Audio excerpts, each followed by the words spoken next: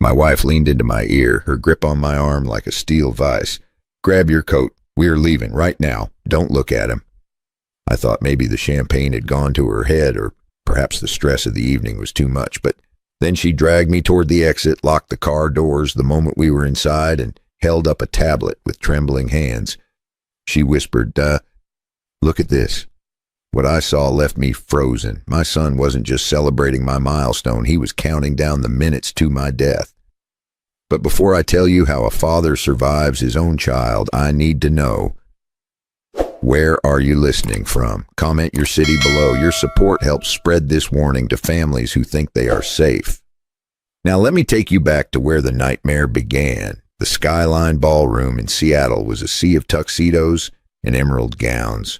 It was my 70th birthday, and the banner above the stage read Elias Thorne, 7 decades of industry. After 40 years building Thorne Logistics into a global freight empire worth over $25 million, I was supposed to be basking in the glow of my legacy. Instead, I felt a strange rhythmic thumping in my temples. The room swayed slightly, a sensation I'd grown accustomed to over the last 8 months. Julian, my only son, appeared at my elbow.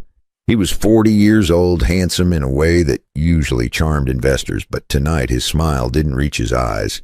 "You need to hydrate, Dad," he said, handing me a glass of water. "You're flushing. Take it easy, okay?" He adjusted my tie, his touch lingering a moment too long. "We need you around for a long time," I thanked him, feeling a surge of gratitude for his constant attention to my declining health. He had been so diligent lately, always checking my pulse, always ensuring I took my supplements. I took a sip, not knowing I was drinking from the hands of a traitor. Across the room, Martha stood near the heavy velvet curtains. My wife of 45 years usually thrived at these events. She was the social backbone of our family. But tonight, she looked like a ghost. Her skin was ashen, and she was watching Julian with an expression I couldn't place. Was it disgust? Fear? She hadn't spoken a word to him all night, which was unlike her. I made my way toward her, navigating through handshakes from board members and old rivals. When I finally reached her, the air around her felt cold. She didn't smile. She didn't wish me a happy birthday. She simply scanned the room, eyes darting toward the exits as if we were under siege. "Elias," she said, her voice dropping to a frequency only I could hear, "the car is brought around. We have a medical emergency." I frowned. "I feel dizzy, Martha, but I don't think—" She cut me off. "Not a medical emergency, a survival emergency. Move." We drove in silence, the rain of the Pacific Northwest hammering against the roof of our sedan. Martha drove like a woman possessed, weaving through the downtown traffic until we reached the safety of our private underground garage. The silence in the car was heavy, suffocating. My head was still spinning, the dizziness coming in waves that made me nauseous. When she killed the engine, she didn't get out. She reached into her purse and pulled out an iPad. It belonged to Julian. He had left it at our lake house the previous weekend, and he'd been frantic to get it back. "I cracked his passcode," Martha said, her voice breaking for the first time. "I wish I hadn't, but you need to see who your son really is." She shoved the device into my hands. The screen was open to an encrypted messaging app. The contact name was simply The Chemist. I stared at the glowing screen, my eyes struggling to focus. The thread went back 8 months. It started with mundane questions about heart rates and blood pressure medication interactions. Then it turned dark. "Subject is showing signs of fatigue," Julian had written in February. "How long until the liver enzymes spike?" The reply from the chemist, a man later identified as Ian, a disgraced pharmacist, was clinical and cold. "Patience. The herbal blend masks the accumulation. It mimics natural cardiac decline. If you rush it, the autopsy will pick it up. Stick to the Sunday schedule." I scrolled down, my heart hammering against my ribs, not from poison, but from grief. Julian, the boy I taught to sail, the man I handed a VP title to, was discussing my murder like a logistics problem. He was tracking my decline on a spreadsheet attached to the chat. "Read the last one," Martha whispered, tears finally spilling onto her cheeks. "Sent 2 hours ago." I looked at the bottom of the screen. The timestamp was 6:45 p.m., right before the party started. Julian wrote, "Tonight is the night. The dose in his toast will tip the scale. By midnight, it'll look like a stroke brought on by excitement. Get the paperwork ready for the transfer." The response from Ian was a single thumbs-up emoji. The callousness of it made me retch. My son wasn't just waiting for me to die. He was orchestrating it to happen in front of 200 witnesses so he could play the grieving heir. The glass of water he handed me and the specific toast he had insisted on giving later. It was all a script, and I was the prop that needed to be discarded. "How?" I croaked, the words scraping my throat. "How did you know to look?" Martha wiped her face, her expression hardening into something fierce. "He was too anxious about this tablet. Last Sunday, when he left it at the cabin, he called me 6 times in an hour. He was sweating, Elias. Panic, not normal annoyance." She continued, "I tried his birthday. Nothing. I tried his anniversary. Nothing. Then I tried the date he asked it for that $2.5 million loan you refused him." The code worked. Martha had spent the last 3 days reading the archive of hate our son had built. "I didn't want to believe it," she sobbed. "I wanted to be wrong. I waited until tonight to be sure, hoping he wouldn't go through with the final step. But when I saw him near the drinks, I knew." The realization hit me like a physical blow. The heart health powder. Every Sunday for the last 8 months, Julian came over for brunch. He brought a canister of an expensive organic supplement blend he swore by. "It's for your longevity, Dad," he'd say, mixing it into my smoothie himself. "I want you around to see your grandkids grow up." He wasn't extending my life. He was harvesting it, the dizziness, the brain fog, the tremors in my hands. It wasn't age. It wasn't the stress of work. It was thallium or arsenic or whatever devil's brew Ian had cooked up, administered by the hand of my own flesh and blood. He had looked me in the eye week after week and smiled while he poisoned me. The betrayal was so absolute it felt like my chest was caving in. "We are going to the hospital," Martha stated, starting the car again. "Not the one Julian recommends. We're going to University Hospital. Dr. Harris is on call." I checked. I nodded, too weak to argue. The drive to the emergency room was a blur of neon lights and rain. I kept looking at my hands, wondering how much of the time was coursing through my veins right now. When we arrived, Martha didn't hold back. She demanded a full toxicology screen, specifically referencing heavy metals and synthetic cardiac disruptors. The triage nurse looked skeptical until I collapsed in the waiting room chair, the room spinning violently. My body was shutting down. The final dose Julian mentioned might not have been consumed yet, but the cumulative effect was bringing me to the edge of the cliff. Hours later, Dr. Harris walked into my private room. He was a stern man, efficient and blunt. He held a clipboard with a grim expression. "Mr. Thorne, your wife's intuition saved your life. You have dangerously high levels of a digitalis derivative in your system. It builds up slowly, weakening the heart muscle until a final trigger causes massive arrest." "How much time?" I asked, my voice steady despite the IVs in my arm. "Without treatment, maybe 2 weeks. With the dose your wife describes him planning for tonight, you wouldn't have woken up tomorrow." He looked at us over his glasses.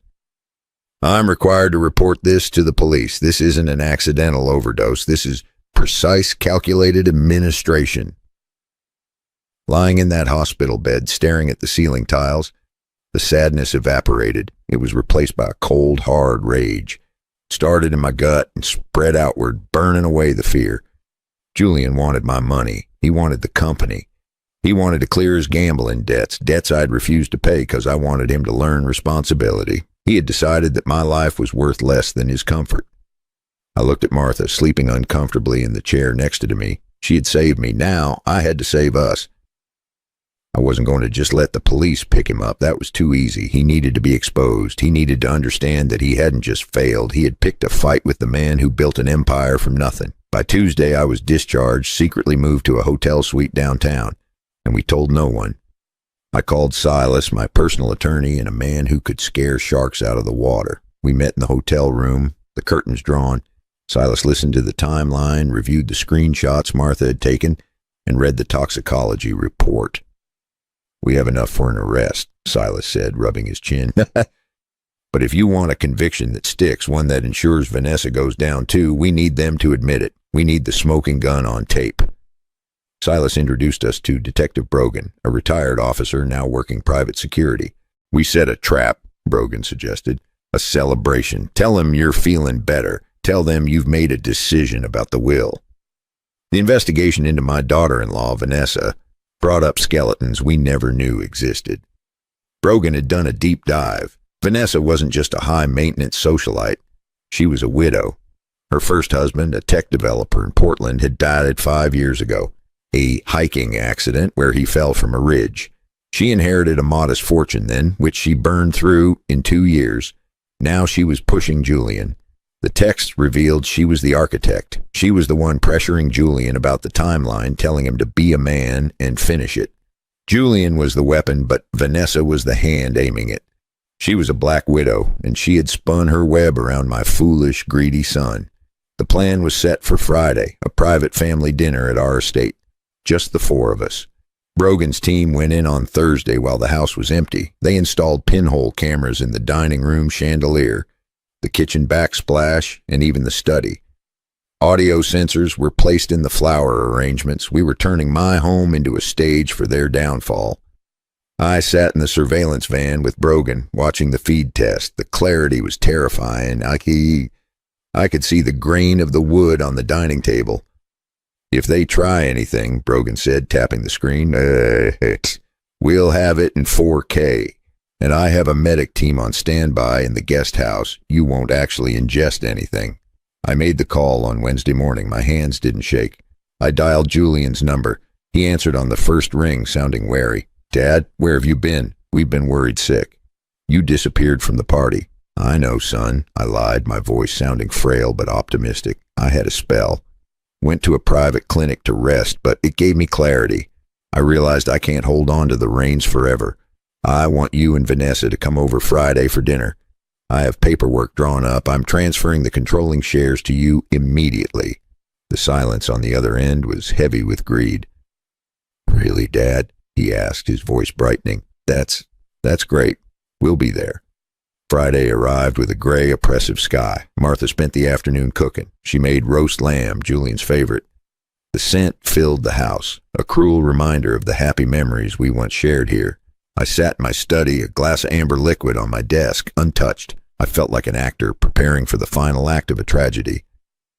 I checked my earpiece. Brogan was listening. They just pulled through the gates. Brogan's voice crackled in my ear. Showtime, Elias. I stood up, buttoned my cardigan, and prepared to welcome my murderers. The doorbell rang at 7 p.m. sharp. Julian walked in carrying a bottle of vintage wine. Vanessa was wearing a red dress, looking victorious. She hugged me, the scent of her expensive perfume cloying and suffocating. You look rested, Elias, she lied. I looked like a man who had lost 10 pounds in a week, but she only saw the dollar signs hovering over my head. I feel new, I said, leading them to the living room. This week has been a revelation. Julian poured the wine he brought. To the future, he said, handing me a glass. I took it. The camera in the bookshelf zoomed in. I didn't drink. I just held it, letting the light catch the deep red liquid. To family, I corrected, and what we do for them. Dinner was a tense affair. I spoke about my legacy, about how hard I worked to build the logistics network. I watched them exchange glances, impatient, hungry glances. Finally, I dropped the bait. The papers are in the study. But first, Julian, make me that special tea of yours. My stomach is settling. Julian's eyes lit up. Of course, Dad. He went to the kitchen. Vanessa stayed with me. He's such a good son, she purred. I watched the monitor on my hidden phone under the table. In the kitchen, Julian wasn't using the canister he usually brought. He pulled a small paper packet from his pocket. He dumped the white powder into the steaming mug, stirred it vigorously, and then threw the packet into the trash compactor. Got him, Brogan whispered in my ear. Julian returned, smiling, holding the mug with both hands. Here you go. Best thing for digestion. He set it down in front of me. The steam rose up, carrying death with it. I looked at the mug, then at Julian. You know, I said softly, I read an interesting article about digitalis toxicity today. The color drained from Julian's face instantly. Vanessa froze, her fork halfway to her mouth. What? Julian stammered. It's just herbs, Dad. Is it? I asked, my voice turning to steel. Or is it the final dose Ian gave you, the one to mimic a stroke? Julian stood up, knocking his chair over. Who told you? Sit down, I roared, slamming my hand on the table. At that signal, the kitchen doors burst open. Detective Brogan and two uniformed officers stepped in. "Police! Hands where we can see them." The chaos was immediate. Vanessa screamed, trying to run for the patio doors, but an officer blocked her path. Julian collapsed back into his chair, weeping. He didn't even try to fight. He just folded. When they handcuffed him, he looked at me with the eyes of a frightened child. "She made me do it," he sobbed, pointing at Vanessa. "She said we'd lose the house. She said you were old anyway." I stood over him, looking down at the son I had raised. "I would have given you anything, Julian. If you had asked for help, I would have given it. But you didn't want help. You wanted my grave." Vanessa was spitting curses as they dragged her out. Her mask of sophistication completely shattered. She screamed that I was a stubborn old fool who should have died months ago. The trial was swift. The video evidence was irrefutable. The text messages, the toxicology report, and the packet recovered from the trash compactor sealed their fate. Vanessa turned on Julian, Julian turned on Vanessa, and they both destroyed each other in open court. Julian was sentenced to 25 years. Vanessa got 30, thanks to the reopened investigation into her first husband's death in Portland. Martha and I sold the estate. It felt too big, too empty. We moved to a smaller place on the coast overlooking the ocean. I'm 71 now. My health has returned mostly, though my heart will always carry a scar, not from the poison, but from the betrayal. We spend our days volunteering and helping others spot the signs of elder financial abuse. It's a quiet life, but it's ours, and it's safe. Thank you for listening to my story. If you stuck around until the end, you are the reason I share this. Please trust your gut, protect your loved ones, and never ignore the red flags. God bless you all.